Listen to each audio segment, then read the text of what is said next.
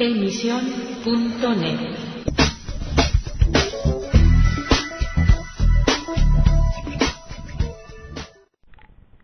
Hello again and welcome to Letter from England, broadcasting for AC Press under the auspices of the Spanish Evangelical Alliance. My name is Jonathan Dawson. Far be it from us as evangelicals to want to point the finger at others or make out that others are in any way worse than us. But one of the criticisms of Protestantism, and perhaps evangelicalism in particular, has been the accusation of fragmentation. That the Protestant denominations and groups are many and varied, often perhaps at loggerheads amongst themselves, and that there is no overall head, no overall unity to the Christian Protestant Church. This particularly is an accusation made from the Roman Catholic camp, which of course looks to the Pope as their overall leader, and at least on the surface can claim a certain superficial unity within their organization, within their religion throughout the world.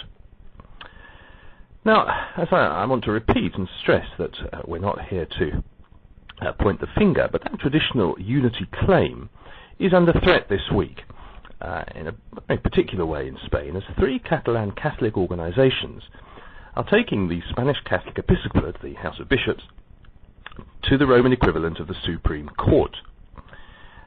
The Ecumenical French Study Centre, the Mother of God of Montserrat Spiritual League, and the Association of Christianity for the 21st Century, three organizations based in or around Barcelona, are calling for the Spanish bishops to distance themselves publicly from the editorial line of certain programs on the radio station owned by the Episcopate, the radio station COPE. So, underneath the veneer of unity within the Catholic Church, there are obviously major discrepancies on how their faith is or should be worked out. Now, these three groups name at least two programs, one of which is presented by an evangelical Christian, César Vidal, who also writes a regular column for our sister website, Protestante Digital, or Protestant Digital. The organisation is also demanding that the bishops take steps to modify the stance of the radio station. Now, this is not a million miles from us, because César Vidal, one of our columnists, as I say, has indeed faced criticism from other evangelicals, first of all for taking a job on such a militantly Catholic radio station, and secondly for his own political views, which are generally aligned with the centre-right Popular Party at the moment in opposition. And this line is particularly what these three Catalan organisations are concerned about. Their official complaint reads, and I quote, "On the aforementioned programmes, protected by a false understanding of freedom of speech, a certain style and line of thought has developed, which is far from being a Christian spirit and is contrary to the ethos to which the radio station subscribes. It is unacceptable that the damage done proceeds from or is protected so obviously by the Spanish Catholic Episcopate." End of quote. This complaint has been lodged in Rome. In fact, it was lodged back in July and still awaits a reply. And it cites 9 points of the Catholic Canon Law Code in its defence. One of the main arguments in the charge is that the programs they mention often insult, ridicule or pour scorn on those with whom they disagree, and that such a stance is unchristian. More particularly, not to mention less prosaically, they attack what they perceive as, again I quote, a shamelessly supportive position regarding the Popular Party, which, as I said, is the opposition party in Parliament at present. However, they then, I think, rather undermine their own argument by accusing the programs of telling the Popular Party what they ought to do, in a systematic discrediting of everything to do with the democratic process, political parties and institutions in Catalonia. And I wonder if there is the rub.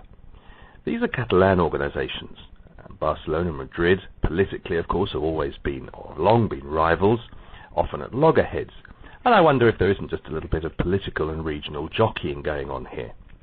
The text then adds a more common complaint against journalists, saying that these supposed experts base their conclusions on unfounded rumours, tendentious arguments that turn out to have no foundation, the affirmation of things they do not know, and the manipulation of news items which turns them into lies. Well, we journalists, and I ought to include myself here, are not free of some of these accusations, perhaps not innocent, I should say, of them always.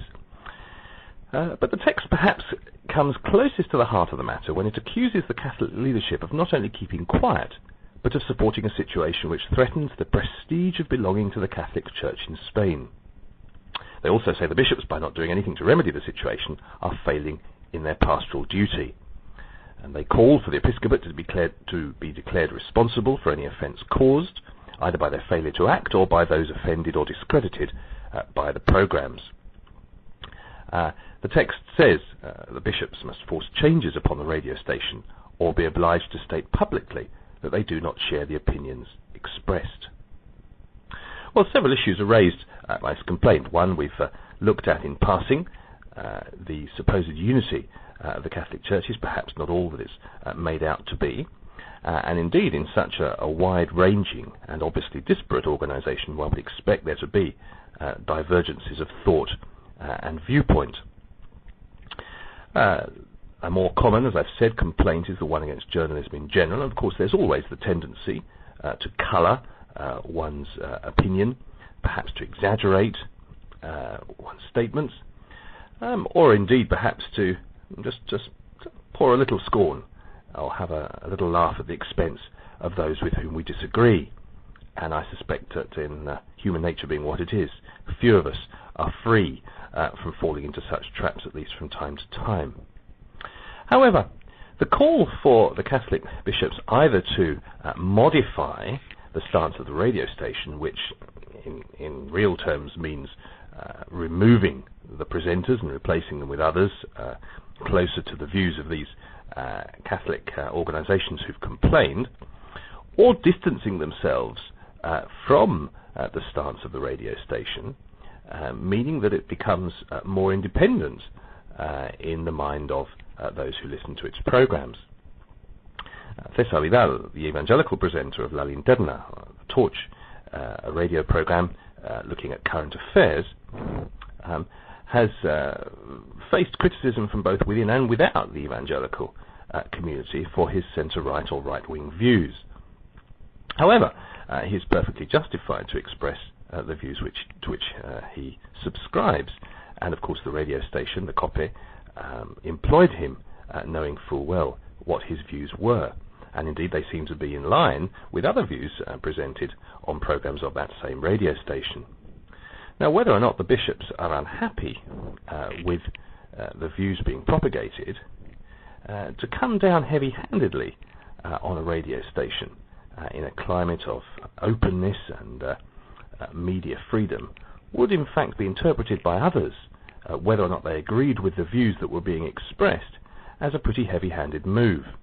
And the fact that 3 Catholic organisations in Catalonia are criticising a radio station based in Madrid has more than a smack of political regionalism to it.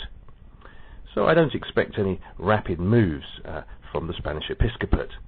And indeed, the 3 organisations which we mentioned at the start who have lodged the complaint are more likely to be looked at as political manoeuvrers, both in a regional sense and perhaps in a more radically centre-left orientation and application to their religious views.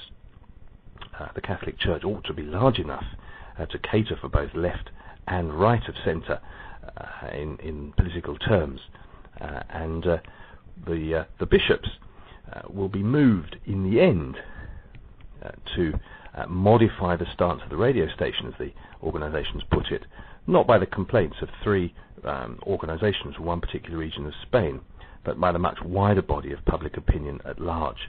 At the end of the day, if people stop listening to the programme or complain in such numbers as to make the programmes untenable, then they will be forced to act. Meanwhile, however, one suspects that the views of the COPE radio station actually reflect, rather more accurately than these Catholic organisations would like to admit, the views of their own bishops. Thank you again for listening to Letter from England, broadcasting at emission.net each week.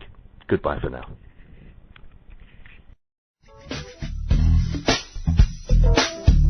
Emisión.net